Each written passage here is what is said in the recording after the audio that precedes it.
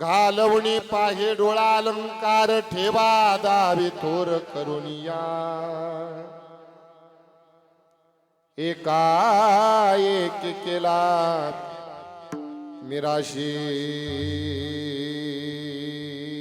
मिराशीचा धनी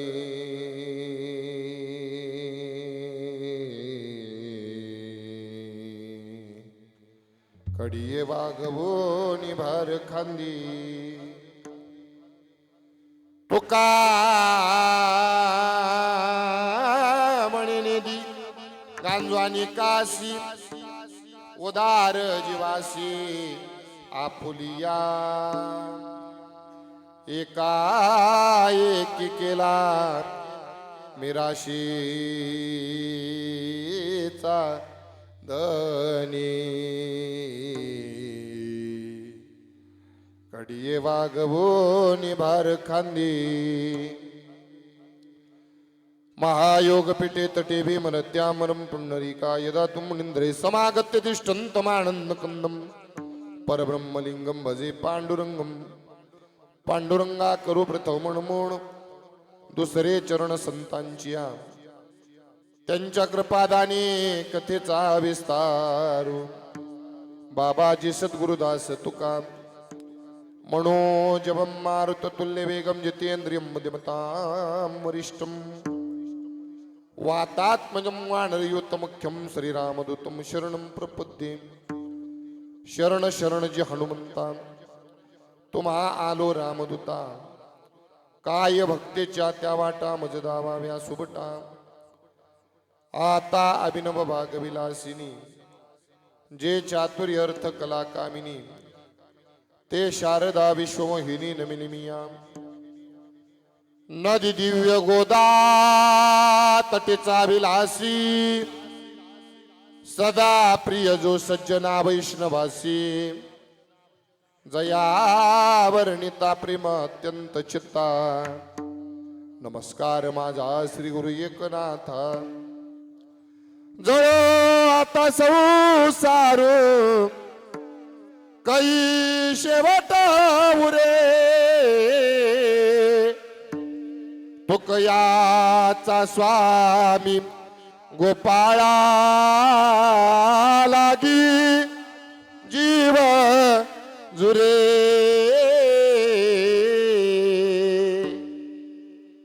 आता काय करू सांगा ओ मज भेटेल कैसार आता काय करू सांगा ओ मज भेटेल कैसार आता काय करू सांगा ओ मज भेटेल कैसार आता काय करू सांगा ओ मज भेटेल कैसार घ्यावी घ्यावी माझी सेवा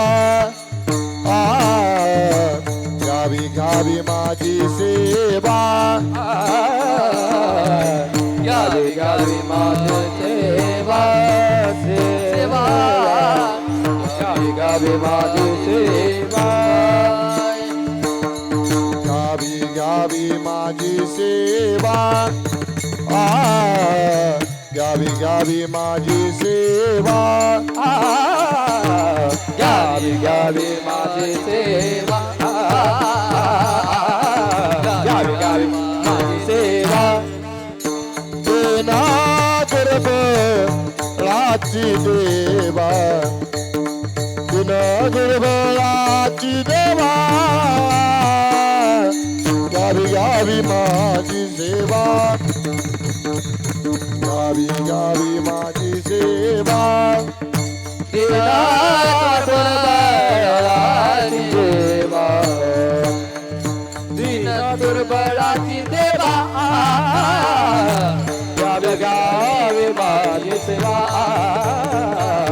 घ्यावी घ्यावी माझी सेवा घ्यावी घ्यावी माझी सेवा दिन दुर्बळाची देवा देना दुर्बळाची देवा दीन दुर्बळाची देवा गावी गावी माझी सेवा दीन दुर्बळाची देवा दीन दुर्बळाची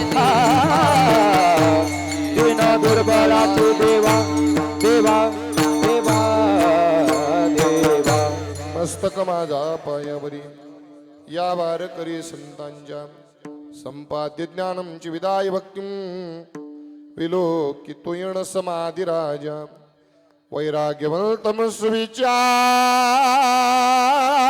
युक्तम नमामि जोगम शिरसा गुरुतो सेवेलागी सेवक झालो तुमच्या लागलो निज चरणा अहो स्वामी तुक या देवा यावरी न करावा अविरो नमो ज्ञानेश्वरा नमो ज्ञानेश्वरा निवृत्ती उदारा सोपान देवा मुक्ताबाई नमो त्रिभुवन पावनी मुक्ताबाई नमो त्रिभुवन पावनी मुक्ताबाई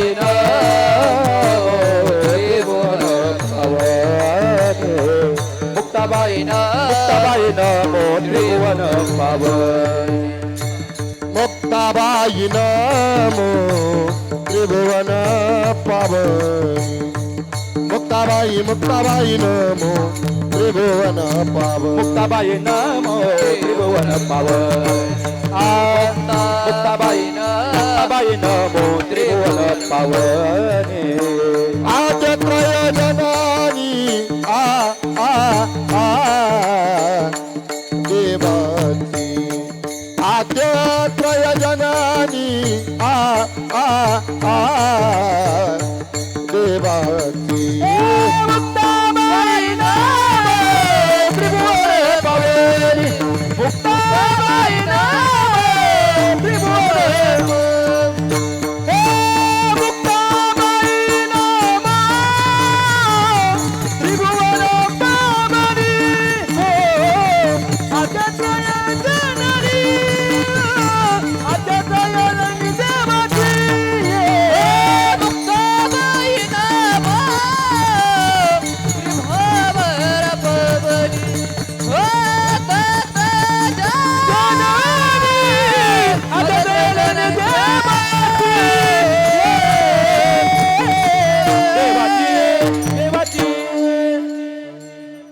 बाप करी जोडी लेकुराचे ओढी आपुल्या कुरवंडी वाळवणी एकाएकी केला मिराशीचा धनी कडिये वागवणी भार खांदी. एक काम करा, फक्त जो डबल डबल आवाज येतोय ना इको राहू द्या, फक्त डबल डबल जो डिले वाढलाय तो डिले फक्त कमी करा, रिपीट कमी करा त्याचा. ह्या बाजूने कमी करा फक्त. हा अखिल गुणनिधान करुणा वरुणाले भक्त वात्सल्य रुक्मिणीकांत रुक्मिणी प्राण संजीवन पंढरपूर निवासी पांडुरंग परमात्म्याच्या चरण कमलावर साष्टांग प्रणिपात करून साधकांचे मायबाप योगी यांचे माऊली आळंदीत निवासी श्री माऊली महाविष्णू ज्ञानोबाराय यांच्या समाधीस्थ साष्टांग प्रणिपात करून शांती ब्रह्मनाथ बाबा यांच्या चरणावर नतमस्तक होऊन जगद्गुरु तुकोबाराय यांना वंदन करून स्वानंद सुखनिवासी सद्गुरु जोग महाराज यांच्या चरणावर नतमस्तक होऊन किंबहुना आद्याचार्यांपासून आचार्यांपर्यंत असणारे संत महंत कीर्तनकार प्रवचनकार टाळकरी माळकरी आणि उपस्थित तुम्ही सर्व गावकरी तुम्हा सर्वांच्या चरणावर नतमस्तक होऊन आज या कीर्तन पुष्प सेवेकरता गायलेला अभंग चंद्रभागेसारख्या पवित्र असणाऱ्या अथवा चंद्रभागेप्रमाणे पवित्र करणाऱ्या जगद्गुरु तुकोबारायांच्या अभंग संहितेतील 4 चरणाचा बाप आपल्या जीवनामध्ये लेकराकरता काय करतो याचं वर्णन करणारा अभंग आज या कीर्तन रूपी सेवेकरता गायलेला आहे. कीर्तन पुष्प सेवेला सुरुवात करण्यापूर्वी अल्पसा परिहार द्यायचा, तो म्हणजे असा. गेल्या 1 वर्षापासून ज्यांच्या पुढं आपल्याला दुर्दैवानं वैकुंठवासी कैलासवासी असं म्हणावं लागतंय ते कैलासवासी शिवाजीराव शंकर धायगुडे पाटील या बाबांच्या प्रथम पुण्यस्मरणाच्या निमित्तानं आज या ठिकाणी कीर्तन रूपी सेवा आहे. आज बरोबर 1 वर्ष पूर्ण झालं. या घरातून या घरातला बाप निघून गेला.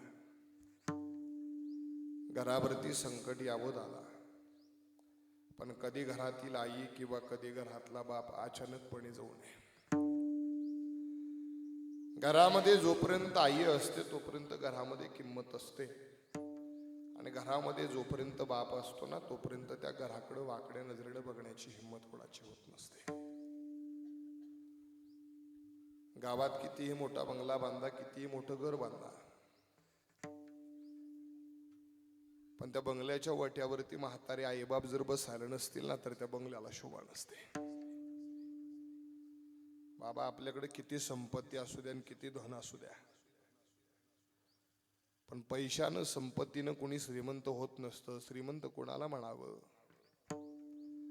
ज्याच्या जीवनात ज्याला बराच काळ डोक्यावरती आईचा मायेचा हात आणि पाठीवरती बापाची कौतुकाची थाप लाभली ना, तो या जगातला सर्वात श्रीमंत आहे दादा. व्यवहार सुद्धा असं म्हणतो, एखाद्या गावामध्ये आपण प्रवेश केला आणि एखादं मोठं घर पाहिलं, एखादा मोठा बंगला पाहिला, तर आपण लगेच म्हणून जातो या गावातलं सगळ्यात मोठं आणि सगळ्यात श्रीमंत घर हेच दिसतंय. पण मोठ्या बंगल्यानं कधी घराची श्रीमंती ठरत नाही, मोठ्या घरानं कधी घराची श्रीमंती ठरत नाही. गावातलं श्रीमंत घर जर ओळखायचं असेल ना तर ते ओळखायचं कसं?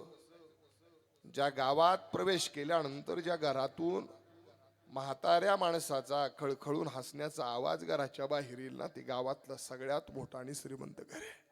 बलबारका असू द्या. महाराज व्यवहार सुद्धा सांगतो, आई बापाला दुखवून या जगाच्या पाठीवरती कोणती गोष्ट साध्य होत नाही, कारण आई बापाच्या सेवेसारखं या जगाच्या पाठीवरती कोणतं पुण्य नाही. मी नेहमी सांगत असतो दादा, काय ताकद माय पित्याला दुखवून जीवन, माय पित्याला दुखवून जीवन होईल अर्थ शून्य रे. माय पित्याच्या सेवेसारख नाही जगती पुण्य रे. काय करतात आई बाप? 9 महिने सांभाळिले तुझला मातेने या उदरी, दूध पाजिले घास भरविले मायेने धरले हो पदरी. तिच्या उपकारा पुढे तुझीही, तिच्या उपकारा पुढे तुझीही संपत्ती नगण्य रे. माय पित्याच्या सेवेसारख नाही जगती पुण्य रे. काय करतात आई बाप? आजारपणामध्ये आपल्या करता रात्र रात्र जागतात ते आई बाप असतात दादा. राम रागुनी कष्ट उपसले पित्याने कोणासाठी, आजारपणात हे दिन रात्र जागले तुझ्याच साठी. जे मागितले लाड पुरविले, जे मागितले लाड पुरविले करू नको अमान्य रे. आपला प्रत्येक लाड पुरवतात ते आईबाप असतात, पण तीच पोरं मोठी झाली की आपल्या आईबापाला म्हणतात, काय केलं तुम्ही माझ्या करता? एक सांगू, आपल्या बापानं आपल्या करता काय केलं हे जर पाहायचं असेल ना, तर सकाळी उठल्यानंतर ज्यावेळी घराच्या बाहेर पडाल ना त्यावेळी बापाची दारात काढलेली तुटकी चप्पल आणि वलनीवरती घातलेलं बापाचं फाटकं बनेल पाहावं, तेव्हा कळल आपलं आयुष्य घडवता घडवता त्या बापाचं आयुष्य कधी फाटलं ना ते त्या बापाला सुद्धा नाही समजलं दादा. काय असतो बाप सांगू? महाराज आपल्या लेकराच्या सुखाकरता, लेकराच्या हिताकरता स्वतःच्या आयुष्याचं वाळवण करतो ना, त्याचं नाव बाप आहे. लेकराच्या सुखाकरता, लेकराच्या हिताकरता इतरांपुढं हात जरी जोडायला लागले तरी जो कमीपणा समजत नाही ना, त्याचं नाव बाप आहे. काय असतो बाप? महाराज, आजपर्यंत सर्व कवींना, सर्व लेखकांना, सर्व साधू संतांना आईचं तोंड भरून कौतुक केलं बरं का. पण आजपर्यंत माझ्या बापाचं वर्णन कोणीच नाही केलं. आईला मायेचा सागर म्हटलं दादा. आईला सागराची, समुद्राची उपमा दिली. पण आजपर्यंत माझ्या बापाला कोणी एखाद्या नदीची किंवा ओढ्याची सुद्धा कोणी उपमा नाही दिली दादा. काय असतो बाप? नीट ध्यानात घ्या. शाळेमध्ये चांगली मार्क पडली तर कुशीत घेणारी आई सर्वांना पाहिली दादा. पण एकीकडं गुपचूप जाऊन पेढ्यांचा पुडा आणणारा बाप कोणाच्या ध्यानात नाही राहिला. देवकी मातेनं कृष्ण परमात्म्याला कारागृहामध्ये जन्म दिला. ती देवकी माता प्रत्येकाच्या ध्यानात आहे. पण यमुनेला दुथडी पूर आला असताना सुद्धा, नाका तोंडात पाणी जात असताना सुद्धा, गोकुळात सुखरूप निहून सोडणारा वसुदेव कोणाच्या ध्यानात नाही राहिला. जिजामातेनं छत्रपती शिवाजी राजांवर संस्कार केले, ती जिजामाता प्रत्येकाच्या ध्यानात आहे.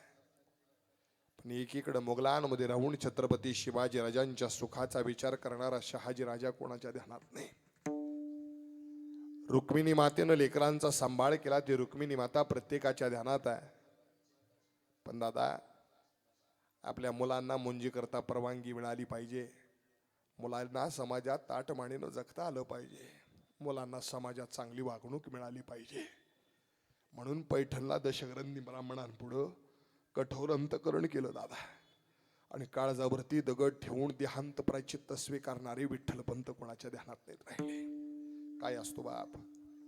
दादा, शाळेत जाताना दुपारच्या सुट्टीत शाळेतलं काहीतरी खायला लागतं ना, म्हणून शाळेत जाताना खिशामध्ये 1 रुपये 5 रुपये टाकणारी आई प्रत्येक जण ध्यानात ठेवतं. पण दादा, त्याच शाळेची लाख रुपये फी भरणारा बाप कोणाच्या ध्यानात नाही राहत. रोजच्या जेवणाची सोय करणारी आई प्रत्येकाच्या ध्यानात आहे. पण आयुष्याच्या शिदोरीची सोय करून ठेवणारा बाप कुठेतरी विसरतोच ना. काय असतो बाप? सांगू दादा. बाप स्वाभिमानी बाना, त्याचा कणखर कणा,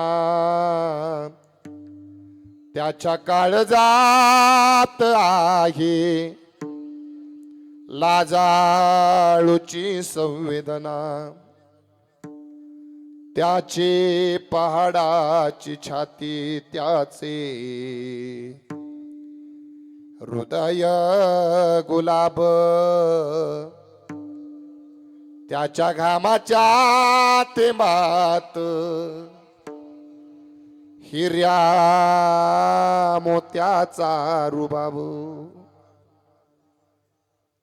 बाप तलवार ढाल, बाप पेटती मशाल,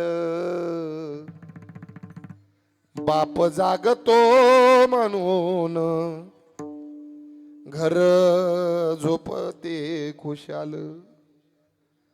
बाप म्हणजे रे कसा, जसा पाण्यातला मासा, त्याच्या डोळ्यातील थेंब तुला दिसणार कसा. बाप म्हणजे रे जशी वाल्या कोळ्याची जमात, त्याच्या पापामध्ये कोणी नाही वाटेकरी होत. बाप आयुष्यात कधीच रडत नाही बरं. बाप आयुष्यात एकदाच रडतो, कधी सांगू? बाप साठवितो अश्रू, वाट पाहे त्या क्षणाची. जन्मभराचे रडतो लेक, जाताना सासरी.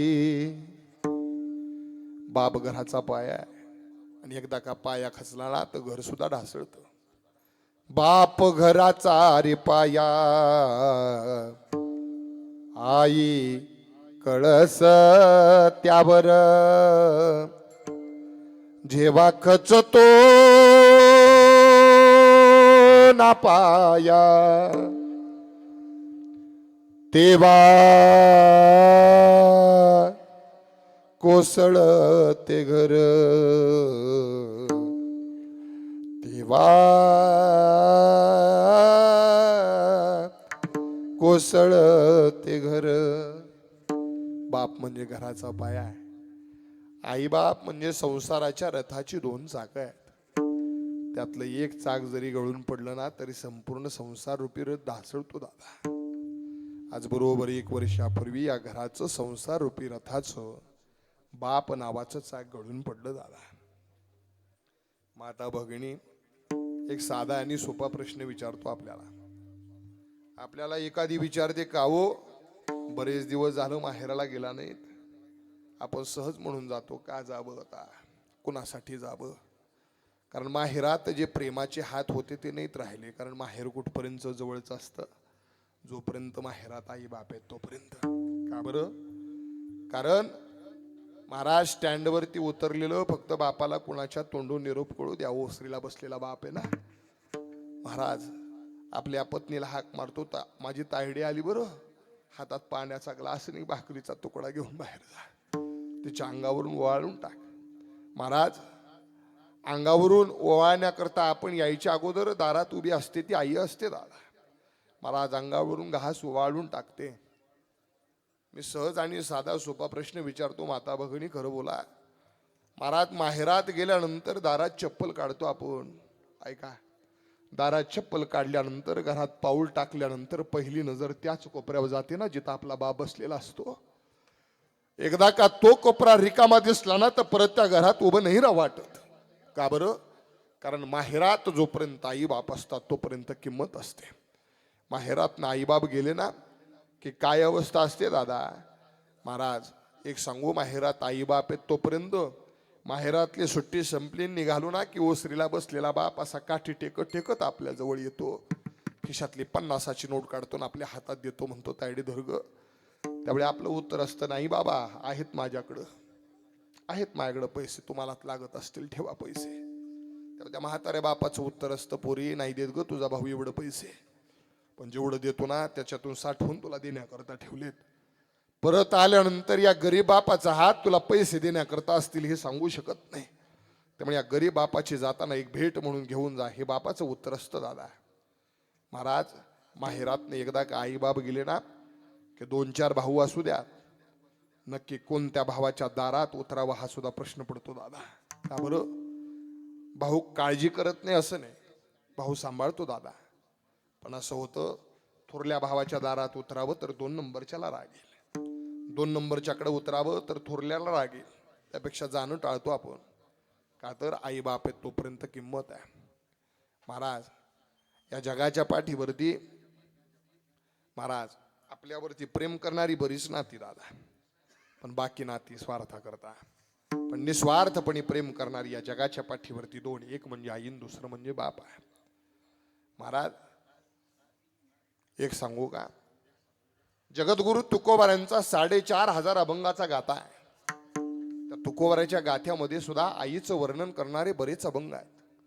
लेकुराचे हितवाहे माऊलीचे चित्त, आईसी कळवळ्याची जाते करी लाभा विनप्रीती, मातेची आचित्ती अवघी बाळकाची व्याप्ती, देह विसरे आपुला जवळी घेता सीन गेला, जिचे पिढे बाळ.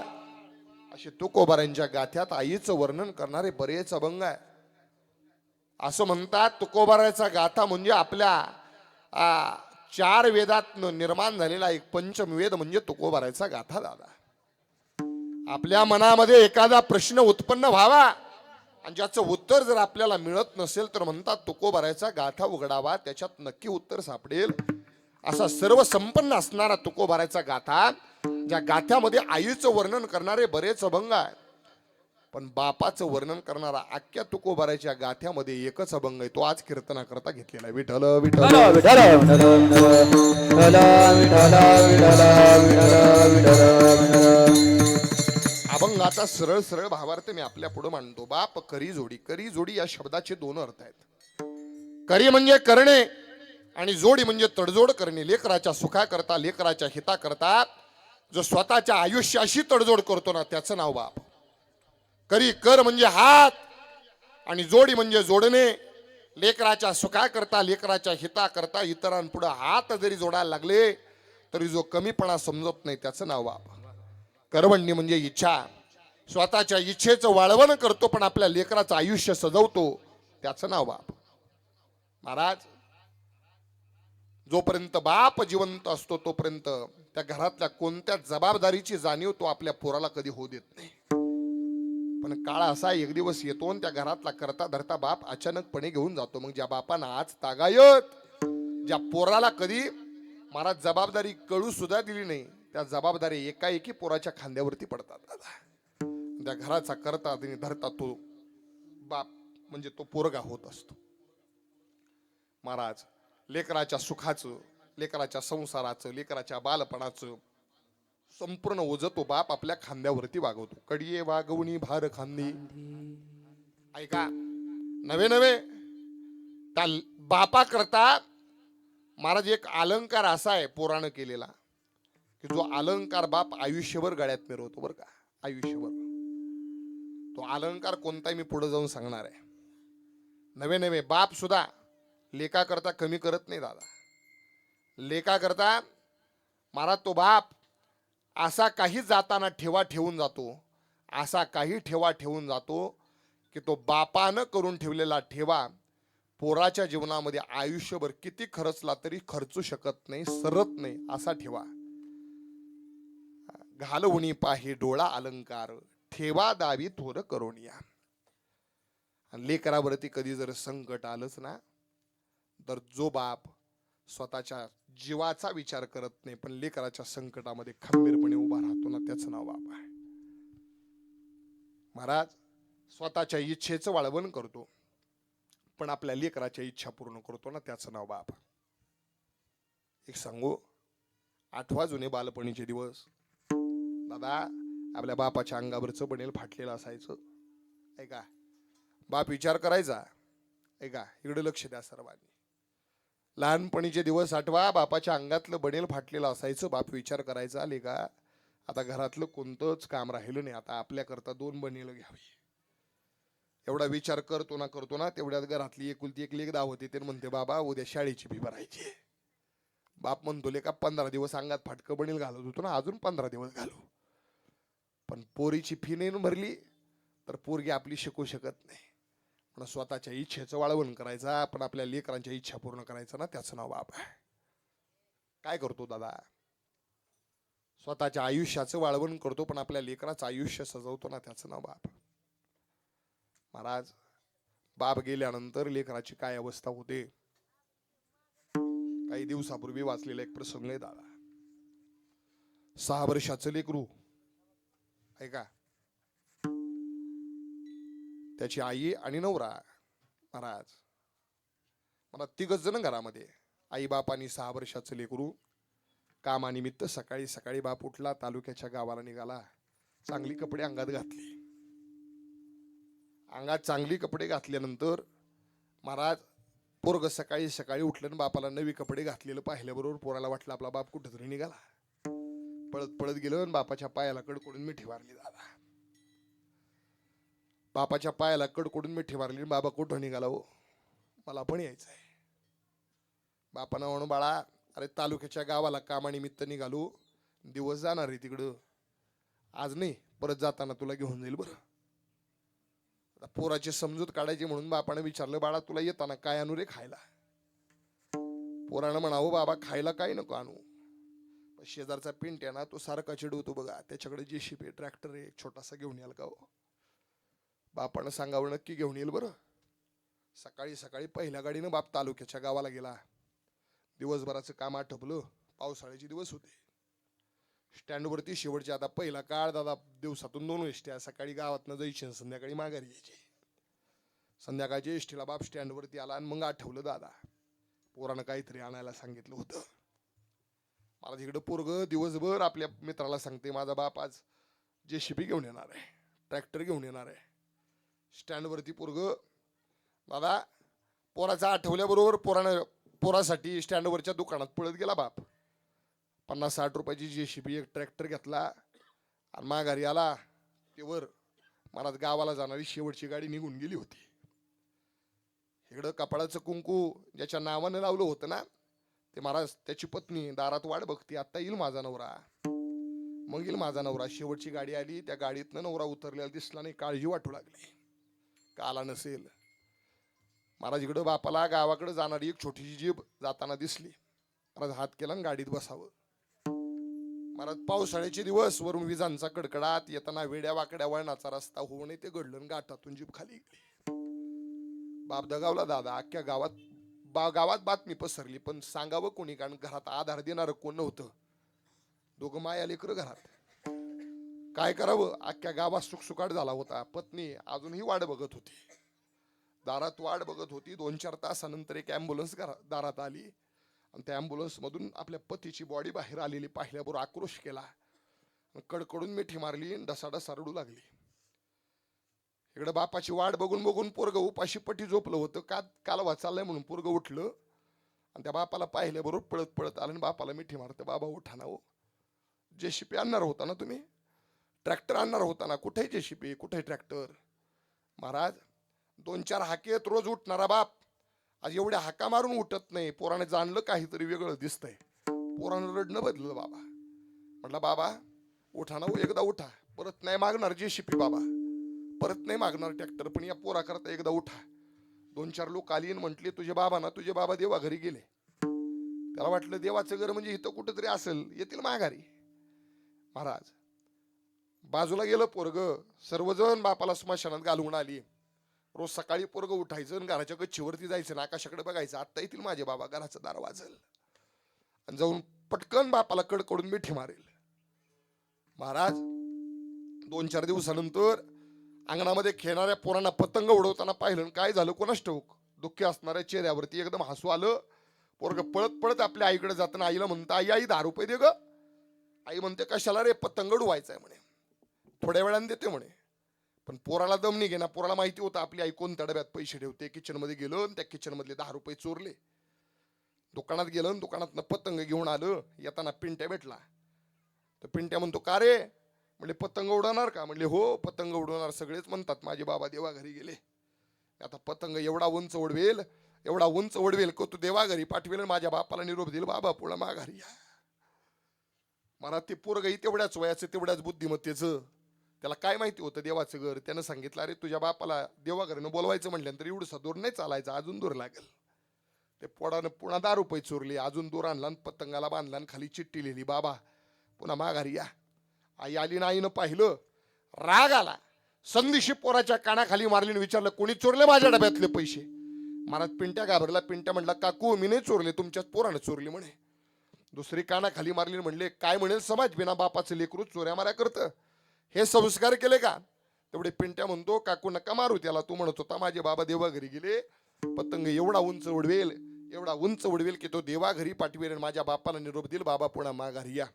आईच्या काळजात धस्स झालं दादा.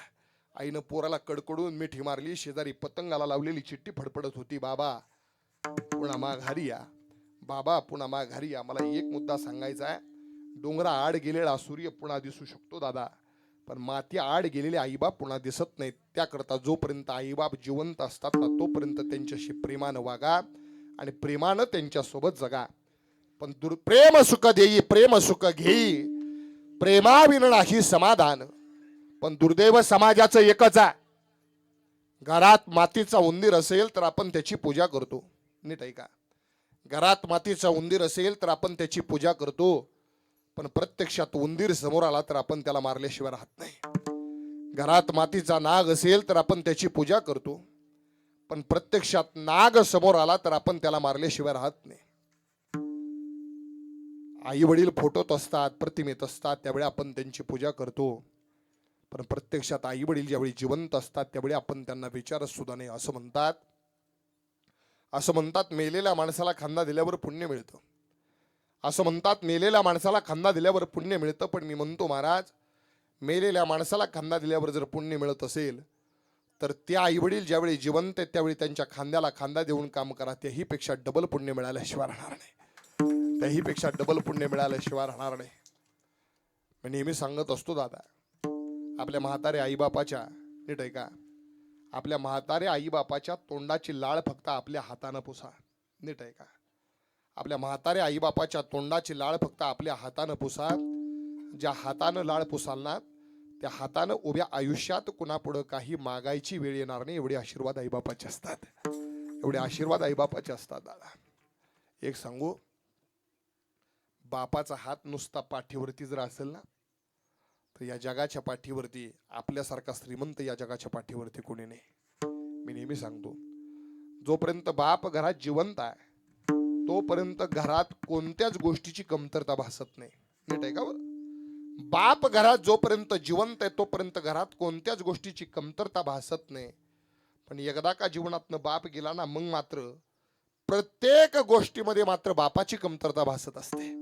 प्रत्येक गोष्टीमध्ये बापाची कमतरता भासत असते. बापाचा हात नुसता उशाला असू द्या, बापाचा हात नुसता उशाला असू द्या, जगाच्या पाठीवरती कोणत्याच गादीची गरज आपल्याला भासत नाही. पण एकदा का बापाचा हात उशाचा गेला ना तर या जगाच्या पाठीवरती किती मुलायम गादी आणा, त्या बापाच्या हाताची ऊब त्या गादीला येत नसते. एवढेही ध्यानात ठेवा महाराज. बाप तो बाप असतो ना. एक सांगू का महाराज, काय असतो बाप? शेतामध्ये माझी खूप तिला बोराटीची झाप, तिथं राबतो कष्ट तो माझा शेतकरी बाप. लेतो अंगावरी चिंध्या, खातो मिरची भाकर, काडी उसाची पाचट, जगा मिळण्या साखर, काटा त्याच्याच कापाई, त्यानं काय केलं पाप. तिथं राबतो कष्ट तो माझा शेतकरी बाप. माझा बाप शेतकरी उभ्या जगाचा पोशिंदा, त्याच्या बहाळी लिहलेला रात दिन काम धंदा, कष्ट सारे त्याच्या माती, दुसऱ्याच्या हाती माप. तिथं राबतो कष्ट तो माझा शेतकरी बाप. माझा शेतकरी बाप. आयुष्यभर काबाड कष्ट करतो, लेकराचा सांभाळ करतो, त्याचं नाव बाप. त्याच बापाचं वर्णन जगद्गुरु तुकोबाराय करतात अभंगाच्या पहिल्या चरणात. बाप करी जोडे लेकराची ओढी, बाप करी जोडे लेकराची ओढी, बाप करी जोडी लेकराची ओढी, बाप करी जोडी लेकराची ओढी, बाप करी जोडे लेकराची ओढी, बाप करी जोडे लेकराची ओढी, बाप करी जोडी लेकराची ओढी, बाप करी जोडी लेकराची ओढी. ओ पुन्हा कुर्बानी बनवून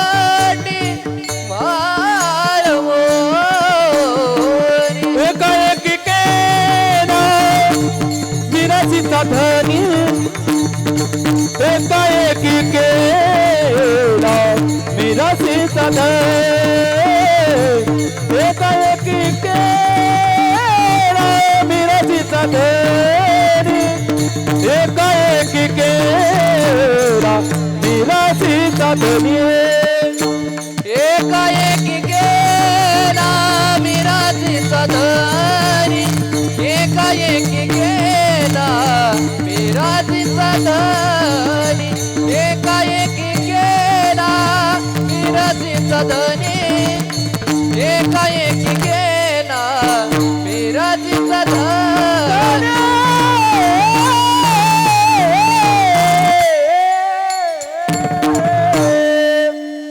बाप करी जोडी लेकुराची ओढी आपुल्या कुरवंडी वाळवणी. करवंडी म्हणजे इच्छा. स्वतःच्या इच्छेचं वाळवण करतो पण आपल्या लेकराचं आयुष्य सजवतो, त्याचं नाव बाप. काय करतो बाप अजून? एकाएकी केला मिराशीचा धनी. मी मगाशी बोललो, जोपर्यंत घरात जिवंत आहे ना तोपर्यंत घरातली कोणतीच जबाबदारी तो आपल्या पोराला कधी कळू देत नाही. सगळ्या जबाबदाऱ्या एकट्या पार पडतो. पण एक सांगू का महाराज, किती गरीब परिस्थिती असू द्या पण आपल्या पोरांना त्या गरीब परिस्थितीची कधी जाणीव होऊ देत नाही, त्याचं नाव बाप आहे. ऐका, पोरांना एकच माहिती असतं आपल्यासारखा श्रीमंत कोण नाही. याचं कारण एकच आहे, त्याच्या पाठीमागं फक्त आणि फक्त गरिबीत महाराज आपल्या इच्छा दाबून लेकरांच्या इच्छा पूर्ण करणारा बाप खंबीरपणे पाठीशी उभा असतो ना. म्हणून ऐका, कधी समाजात फिरत असताना एक गोष्ट ध्यानात घ्या. आईनं पोराला घेतलेलं उचलून पाहतो आपण आणि बापानेही उचलून घेतलेलं पाहतो. पण आई पोराला कडेवरती घेते आणि बाप पोराला खांद्यावरती घेतो. याच्या पाठीमागचं कारण कधी जाणलं पण नाही दादा. याच्या पाठीमागचं कारण एकच आहे, बापाची एकच इच्छा असते. आतापर्यंत आपल्याला जिथलं जिथलं पाहता आलं नाही तिथलं तिथलं पोराला पाहता यावं एवढीच इच्छा बापाची असते. ऐका महाराज, आपण जे दिवस काढले ते पोराला काढायला लागू नयेत एवढी इच्छा बापाची असते. एक सांगू, यात्रेत गेला, बाजारात गेला, संपूर्ण यात्रा आणि बाजार बघायचा असेल तर आईच्या कडेवरनं दिसत नाही, त्याकरता बापाचा खांदाच लागतो. एवढं ध्यानात ठेवा. काय करतो बाप आणि काय करू शकतो बाप? महाराज एक उदाहरण आपल्या समोर मांडतो, पटलं तर पहा. महाराज ऐका, बोलू नका, फक्त उदाहरण सांगतो आपल्याला काय करू शकतो बाप. या पलीकडे बाप आपल्या पोराकरता काही करू शकत नाही, आपल्या लेकीकरता काही करू शकत नाही दादा. सगळ्यात उच्च कोटीचं उदाहरण, जगद्गुरु तुकोबारायांची कन्या एकुलती एक भागीरथी दादा. देहूच्या पासून 4-5 किलोमीटर अंतरावरती येलवडी नावाचं गाव होतं. ज्या येलवडी गावात दिली होती दादा, देहू गावातून एक रोज माळीनबाई आजी टोपलीमध्ये भाजीपाला घ्यायची आणि डोक्यावरती घेऊन येलवडी गावामध्ये विकण्याकरता जायची. भागीरथी त्या माळीनबाई आजीला पाहायची आणि दादा सकाळी सकाळी लवकर स्वयंपाक उरकायची, कोणतं ना कोणतं निमित्त काढून त्या आजीबाईला घरी बोलवायची आणि विचारायची, काल माझ्या बाबांच्या कीर्तनाला गेला होतात का हो?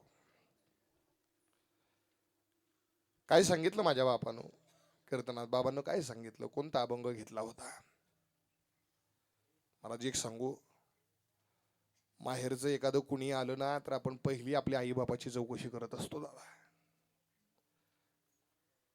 भागीरथी तेच करायची, रोजचा दिनक्रम होता. महाराज रोजचा दिनक्रम चालला होता आणि एक दिवस जगद्गुरु तुकोबाराय वैकुंठाला गेले. माळीनबाई आजीने विचार केला, आज जर येलवडी गावात गेले आणि भागीरथीनं बोलवलं आणि तुकोबारायाबद्दल विचारलं तर काय सांगणार आहे. मग गेल्याच नाहीत. सकाळी सकाळी उठली, सगळा स्वयंपाक आवरला आणि दारात येऊन देऊच्या दिशेने वाट बघते आजीची. आता येतील आजी, मग येतील आजी. 1 दिवस झालं, 2 दिवस झालं, 3 दिवस झालं तरी आजीबाई आल्या नाहीत. मनामध्ये बोलते असेल ते विचार येऊ लागले, माझे बाबा तरी व्यवस्थित असतील ना, माझी आई तरी व्यवस्थित असेल ना, काही झालं तर नसेल ना, का नसते आजीबाई. शेवटी 5 दिवसानंतर किती केलं तरी हातापोटावला संसार. माळीनबाई आजीनं टोपलीत भाजीपाला भरला, डोक्यावरती घेतला आणि येलवडी गावात प्रवेश केला. भागीरथी देऊच्या दिशेने वाट बघते. येलवडी गावात त्या आजीबाईला पाहिलं बरोबर. मला एवढा आनंद झाला, पळत पळत गेली आणि आजीला कडकडून मिठी मारली आणि विचारलं, का हो आजी, काय आला नव्हता 5 दिवस? आजीबाई म्हणतात, अगं माझी तब्येत खराब होती म्हणून आले नव्हते. खरं सांगा आजी, माझे आई बाबा व्यवस्थित आहेत ना? हो व्यवस्थित आहेत ग. मग का आला नव्हतात तुम्ही? खरं सांगा. अगं खरंच सांगते, तब्येत खराब होती म्हणून आली नव्हती. शेवटी ना इलाज म्हणून भागीरथी म्हणते, आजीबाई तुम्हाला माझ्या बाबांची शपथ आहे बरं, सांगा का आला नव्हतात? तुकोबाराची शपथ दिल्याबरोबर डोक्यावरची टोपली बाजूला ठेवली आणि भागीरथीला म्हणतात, भागीरथी काळजावरती दगड ठेवू नये. जगद्गुरु तुकोबाराय आता वैकुंठाला गेले, पुन्हा आता कधीच आपल्याला भेटणार नाहीत. महाराज एवढं ऐकल्याबरोबर दादा मला ताड दिवशी घरात पळत गेली, घराचं दार लावलं आणि महाराज जगद्गुरु तुकोबारायचा दावा करू लागले. बाबा गेले कोण्यागा, बाबा गेले कोण्यागा, बाबा गेले कोण्या गावा, बाबा गेले कोण्या गावा. बाबा बाबा बाबा बाबा गेले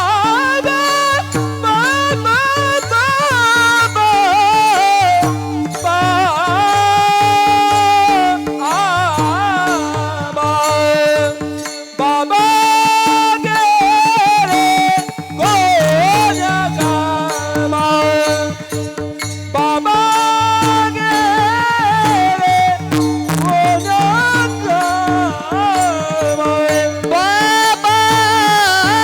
गेले कोण्या गावा. बाबा गेले कोण्या गावा, बाबा गेले कोण्या गावा.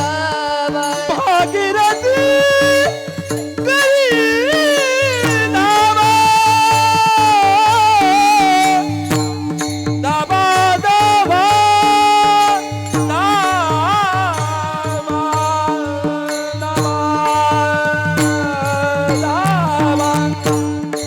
महाराज जगद्गुरु तुकोबारायचा हा निरोप महाराज त्या माळीनबाई आजीकडून भागीरथी पशी गेल्यानंतर घराचं दार लावावं आणि महाराज अन्न पाणी त्याग केलं आणि जगद्गुरु तुकोबारायचा धावा करू लागले.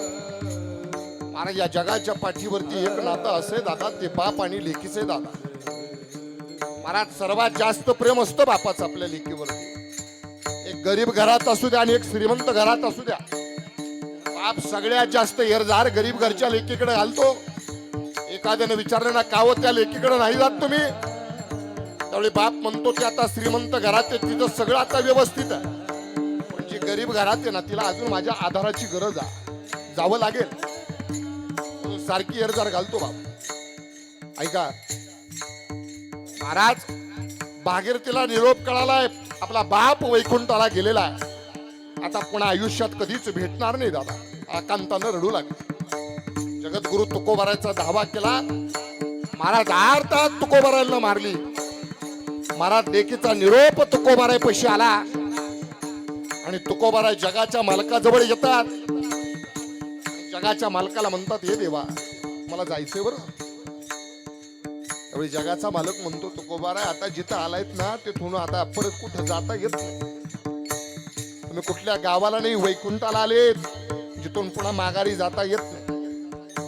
त्यावेळी तुकोबाराय त्या भागीरथीच्या निरोपासाठी त्या भगवंताला म्हणतात, हे देवा अरे लेका, बाकीची कुणाचा निरोप आला असताना तर नसतो गेलो लेका, बाकी कुणाचा निरोप आला असता तर नसतो गेलो, पण लेकीचा निरोप जावं लागेल लेका, जावं लागेल. महाराज जगाच्या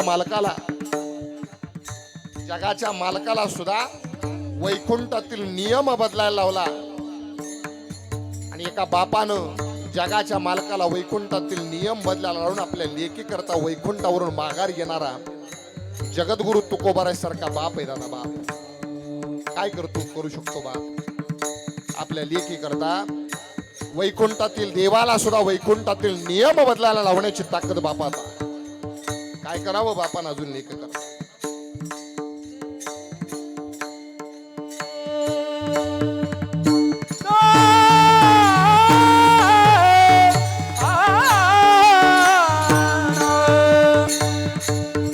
भागीरथी करी नावा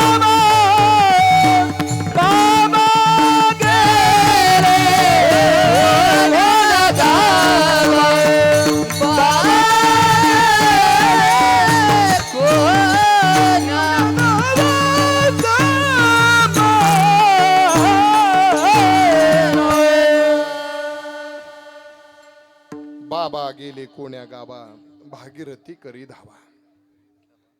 सांगा, वैकुंठातील देवाला वैकुंठातील नियम बदलायला लावणारा बापच आहे ना.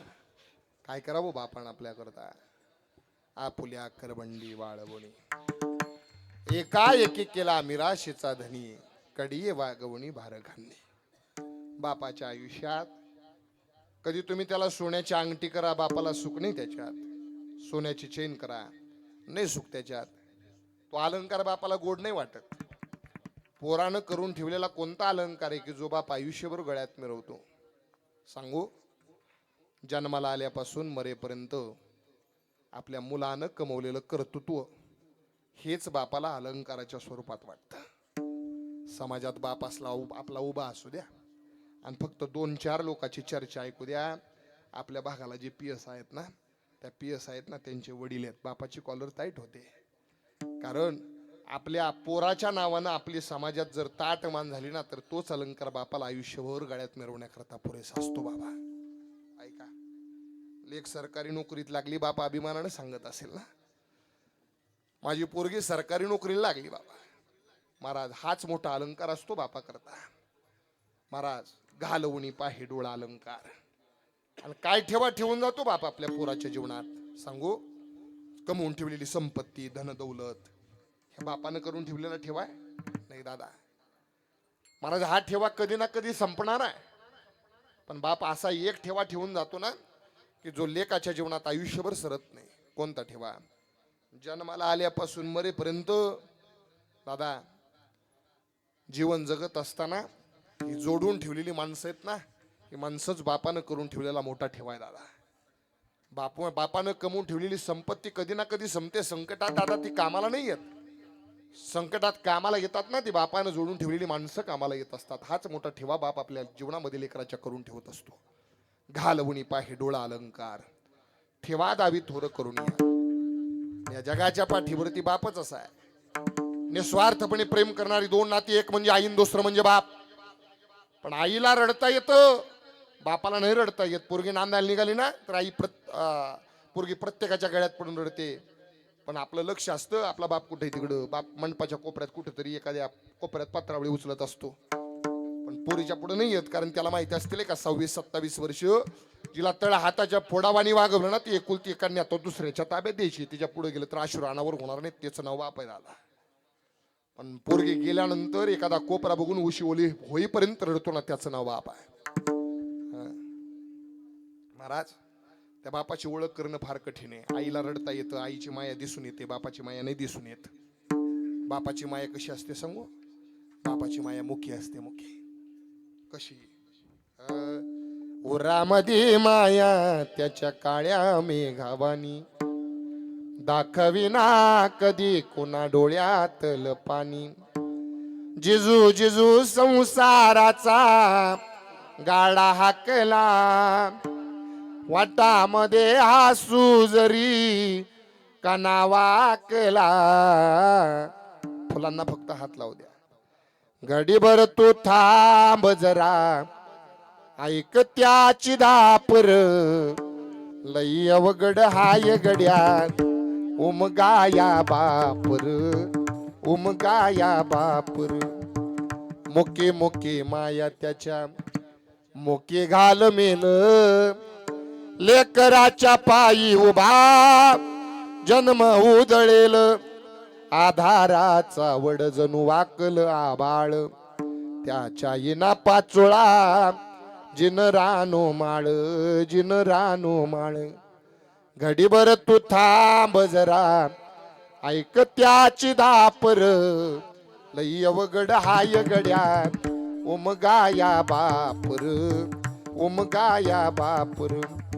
लेकरू किती मोठं होऊ द्या आणि त्या नाबाळाला हात लावू द्या, त्या लेकराची चिंता फक्त बापाला असते. किती जरी लावल तू आभाळाला हात, चिंता तुझी मुक्कामाला त्याच्या काळ जात. वाच त्याच्या डोळ्यातली कधी कासाविशी, तुझ्या पायी रावण बी हाय त्याची खुशी. घडीभर तू थांब जरा ऐक त्याची दापर लई अवघड हाय गड्या उमगाया बापर उमगाया बापर. अरे तो बाप कसा असतो, तो का म्हणी निधी गांजू आणि काशी उदार जीवाशी. आपुल्या लेकराच्या जीवावरती कधी संकट आलं ना, भांडण होऊ द्या पोराचं.